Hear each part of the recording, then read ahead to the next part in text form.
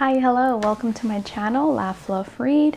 I'm Kay, and today I am going to be going over my August reads. So everything that I read in August, everything that I did not read in August, and yeah, so I guess I'll start at the beginning. The first book that I was reading in August was Mexican Gothic, because I was reading it in late July and I started reading it at the beginning of August, or not started, but I continued to read it at the beginning of August. And then I wasn't feeling it. I was feeling a romance, so I decided to pick up Beatride instead. And Beatride is a book about two authors that decide to switch genres and start writing each other's genres. So they kind of make it a little competition, romance ensues, and the rest is history, I guess. So Beatride was a really nice read. It was not your typical Beatride, which I ended up liking a lot. It had a lot of important topics, I think, that you don't normally see in relationships. I liked the pacing of the relationship. I liked their connection. At the end, though, there were a couple of things that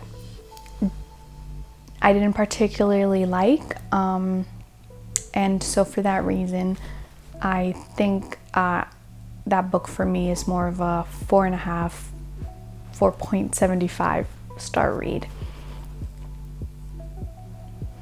I wasn't too crazy about the ending. Could have been a bit better, I think. And there were some things said between the protagonists that kind of put a kink in the love they feel for each other, for me personally.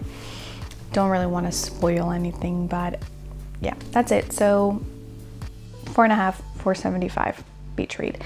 Then I moved on to Midnight Sun, which is the only book I have physically, but since I'm not showing any other books, I decided to just leave it out. But Midnight Sun, don't think it really needs a summary, but just in case, it is Twilight, which I'm sure everybody at this point has heard of, from Edward's perspective. And Midnight Sun was a 4-star read for me.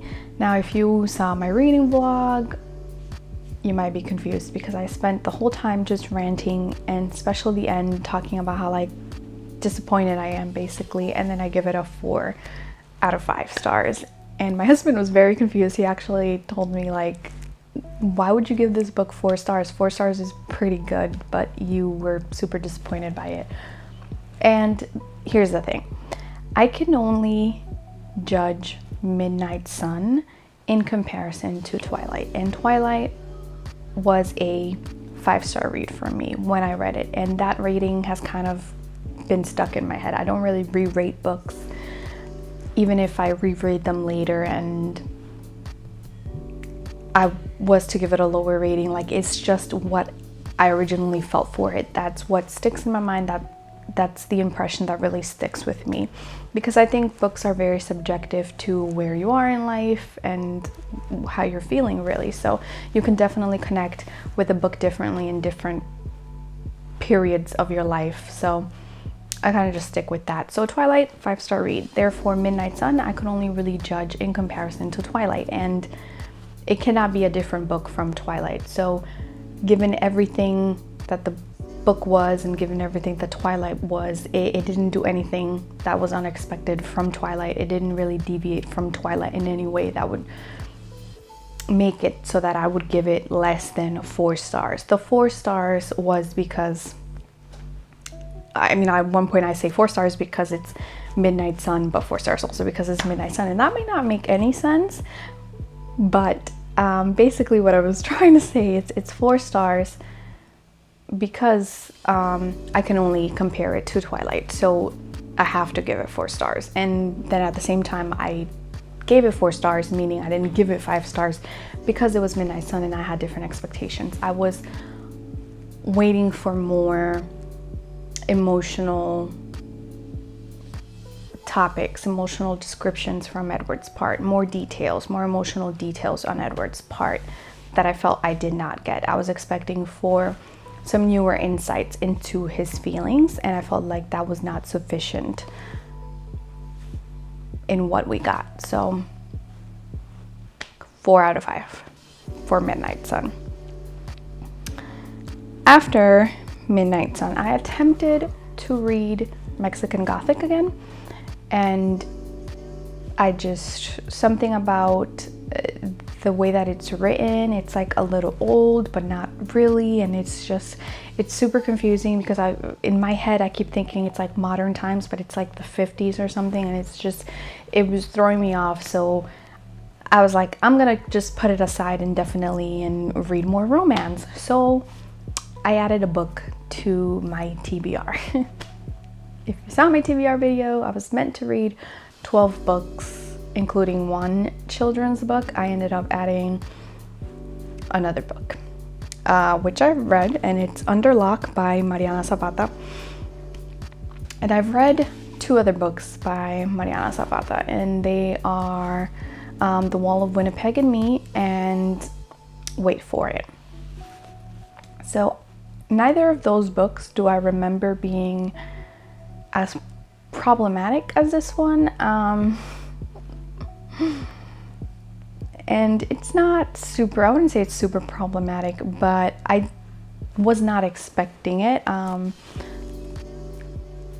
There are some things that really bother me in this relationship, the dynamic of the relationship.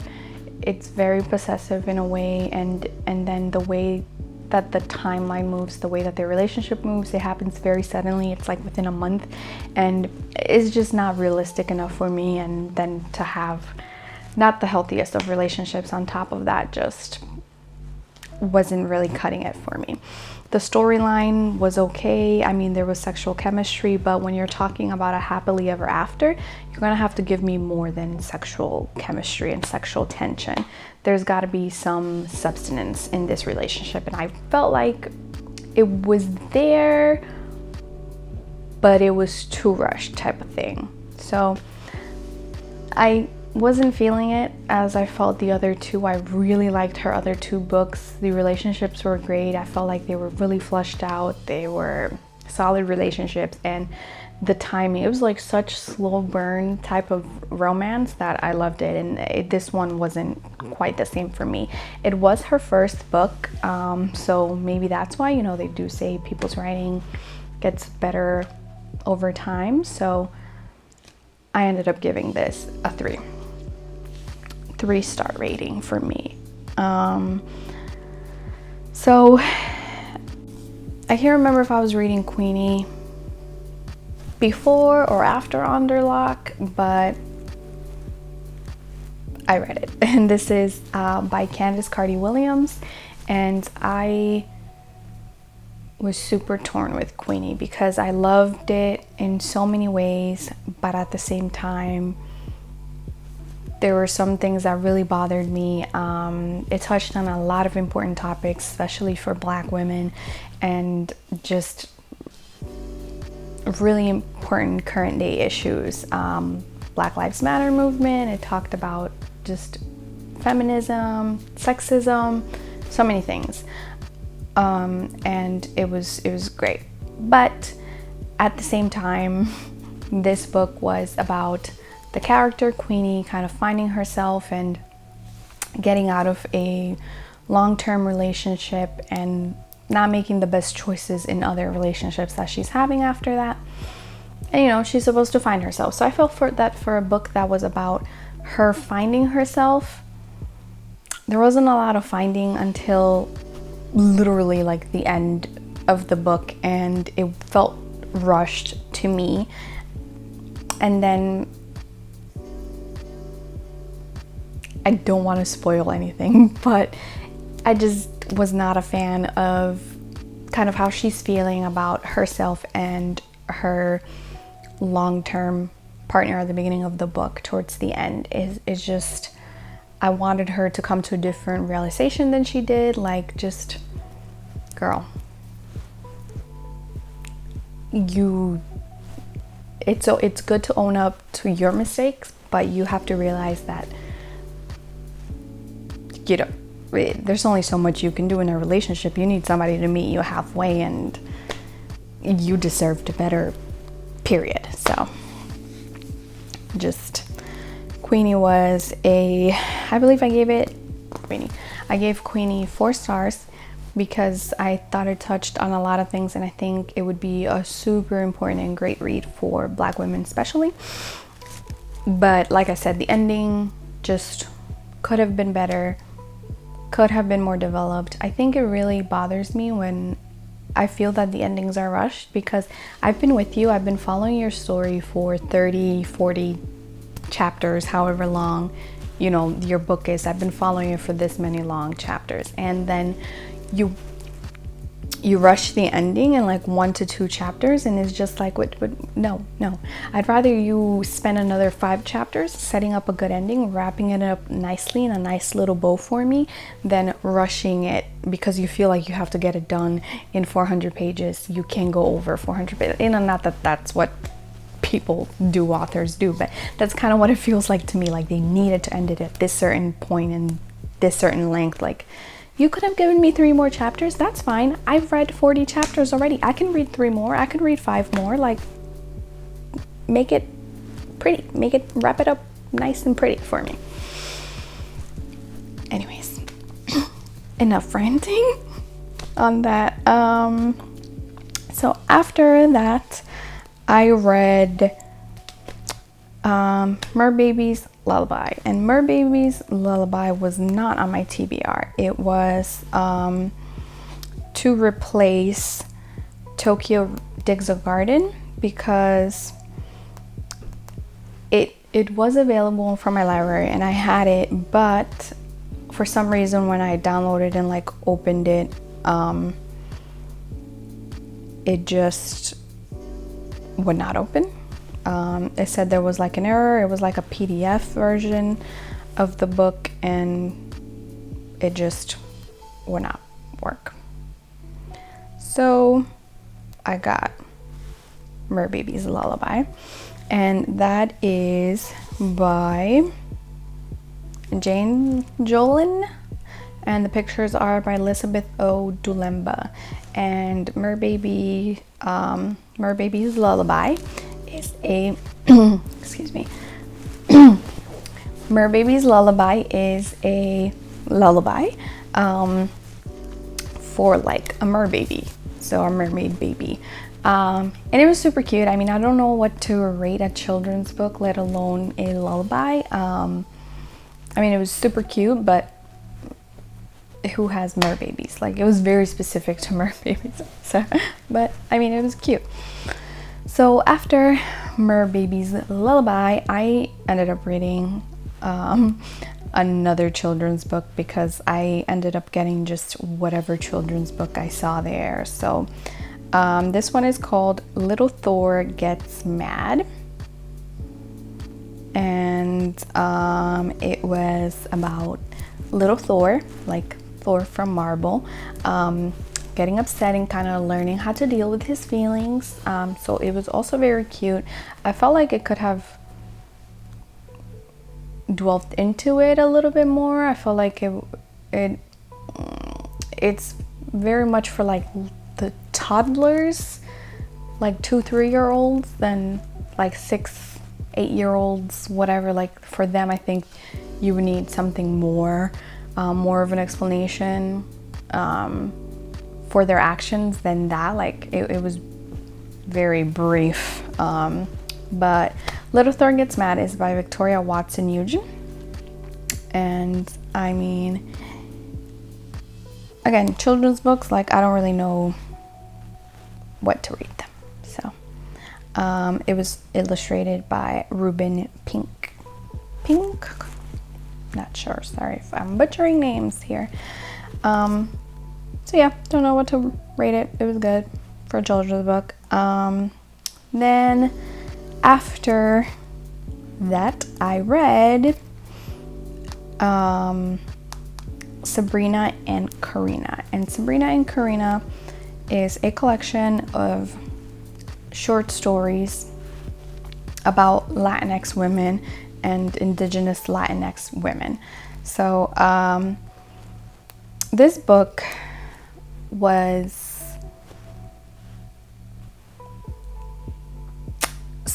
in my mind going to be like my favorite read, and it's by Fajardo-Anstine.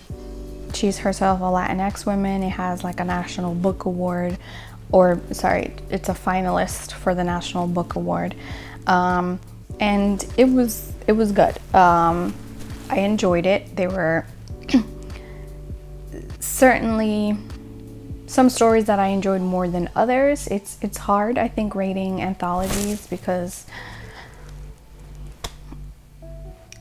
what if you only like one story? Then what? But what if you love it? What if that's like a 5-star read? And then what do you do? So this is like very hard. There were like 4 stories that I really enjoyed, and there are, I think it's like 9. I think it's like 9 stories in total in the book. Let me see. No, sorry, it is 11. I was closer the first time. There are 11 short stories in this book, and my favorite one was Ghost Sickness. It is literally the last story, but it was my favorite. There are other really good ones. Galapago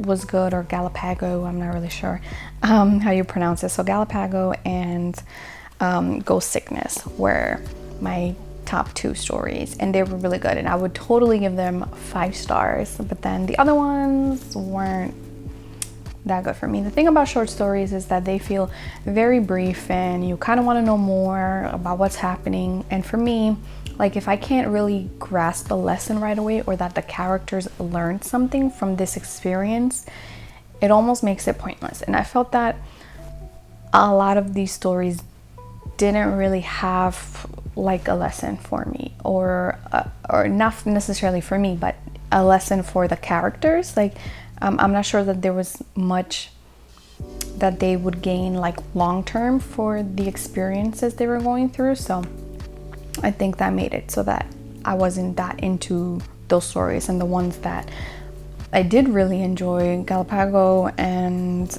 Ghost Sickness, there was like, you know this is gonna stick with those characters for the rest of their lives.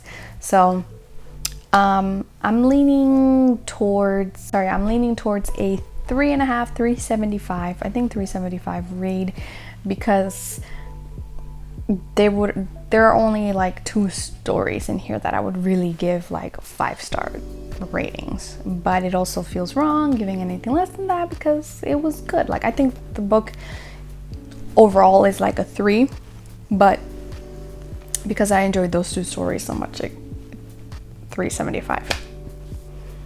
I don't know. Rating is hard. Yeah. So then I read The Song of Achilles, and The Song of Achilles is by Madeline Miller, and Madeline Miller wrote Circe, which I had read, and it was like a 3-star read for me. And so I thought Achilles was maybe going to be comparable, and that I wasn't going to enjoy it as much. But this was my favorite book this month. This might be my favorite book this year. Loved it. I loved it so much. This book broke my heart. It was perfection. Perfect. Loved it. 5 stars. All of the stars. It's the cutest thing, and the saddest thing, and just heartbreaking, and just, I cried, y'all. It's all I'm going to say. So I love it, and if she writes anything else, I will definitely be picking it up, because holy cow, I don't know what it is about this one versus Circe. Like, it's just, I know what it is. I know what it is. I can't even say I don't know what it is. The love story in here is so much more appealing than Circe. Like, Circe and her lovers were just like, they were all trash. They were all trash lovers. The relationships were trash, period. And meanwhile, like, this love story here was just the most sweetest thing. It was so developed, so developed. Like it was just a dream. This relationship was amazing. Chef's kiss.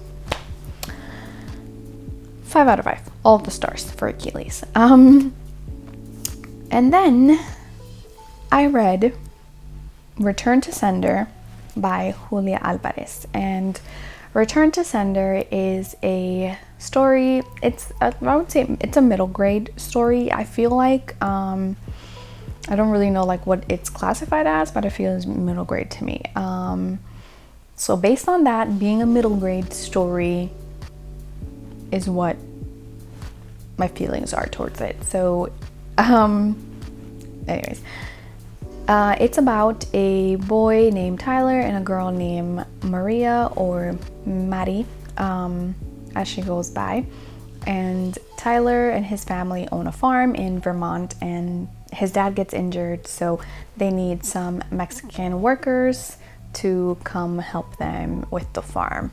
Now, Mary's family is illegal. They don't have, papers to work in the United States, and I should say this is around like 2005-ish, that time frame, but it is still applicable to today. It's crazy how relevant to today it is, and how these issues are still here, maybe even worse today than they were back then.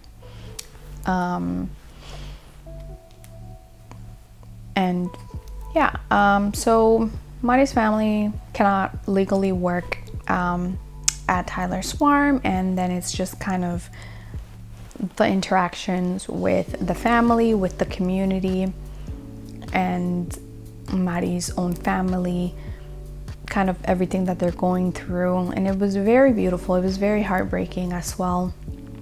And you get to see like people who don't really want them there, who think that they shouldn't be in this country, who think that they don't deserve to be here, and then also people who think that they do deserve to be there.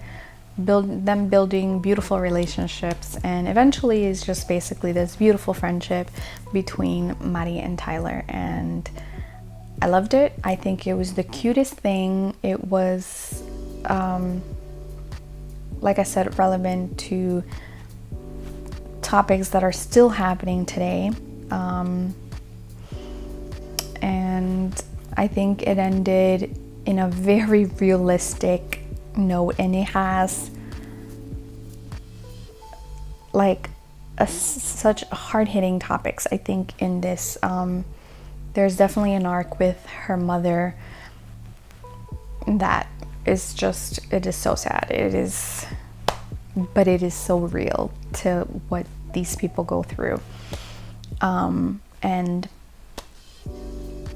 it's just a beautiful story. I think the ending is very realistic to what happens, and it's sad, but it's also it was a bittersweet ending, I think. So but I loved it. 5 out of 5 for Return to Sender. And so after Return to Sender, I read my last book of the month, which was I'm Not Dying With You Tonight. And so it is by Gilly, Segal, and Kimberly Jones. And I'm Not Dying With You Tonight is about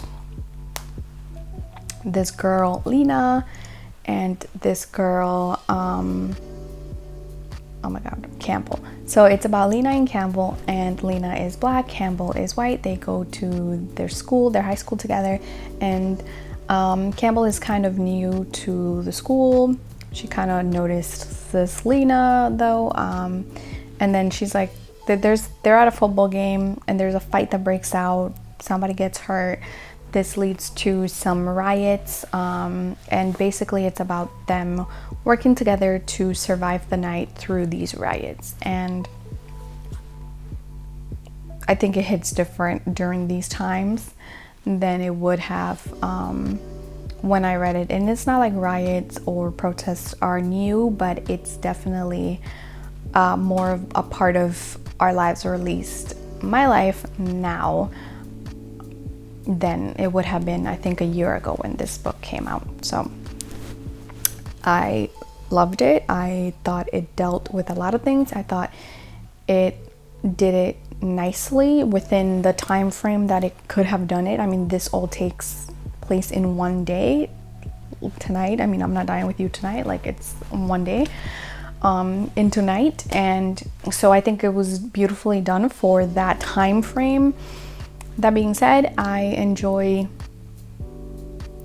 a complete, like I said, wrap it in a little bow for me, and I feel like books in one day just don't do that for me. So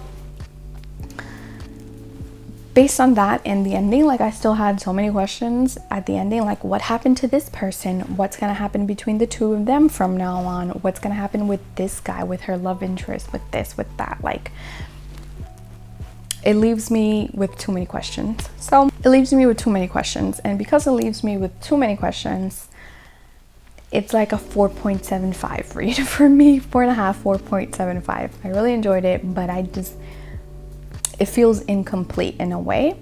And is it just me, or I mean, I don't know, is this a spoiler? Like, is it just me, or was Campbell, you know, a little into Lena too much? Like, you know, I would have totally been into that. Probably more than the love interest in that story. So, but 4.5, 4.75 for I'm Not Dying With You Tonight. And that was the last book that I read this month. So that's a total of, I think, 11 books with the 2 children's book. Let me see, 1, 2, 3, 10.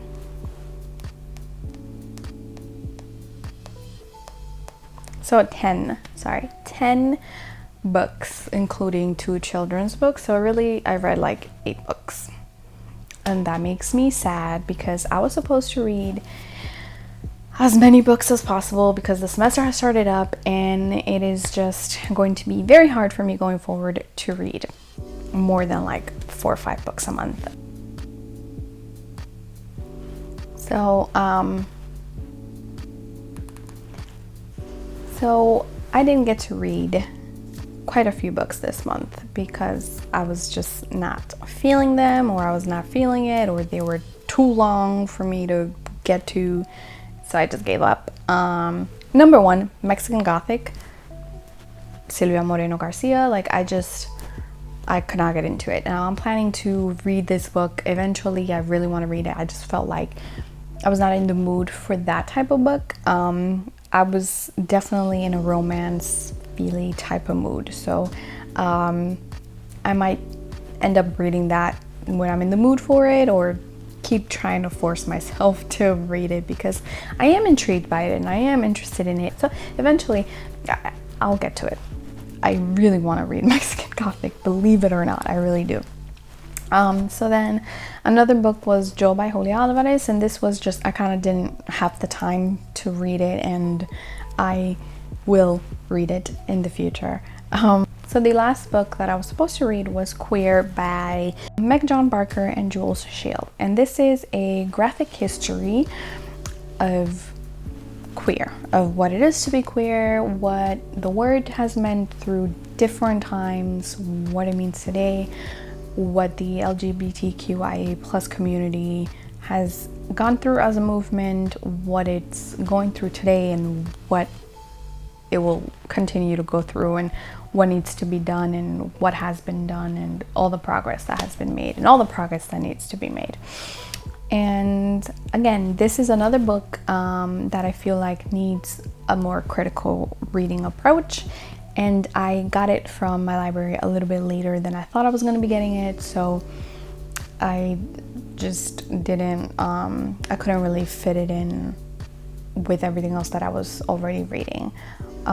So this is another one that I'm hoping to read in the future as well, because I'm definitely interested in it, and I think it's such an interesting concept to do like an infographic type of book it sounds fun.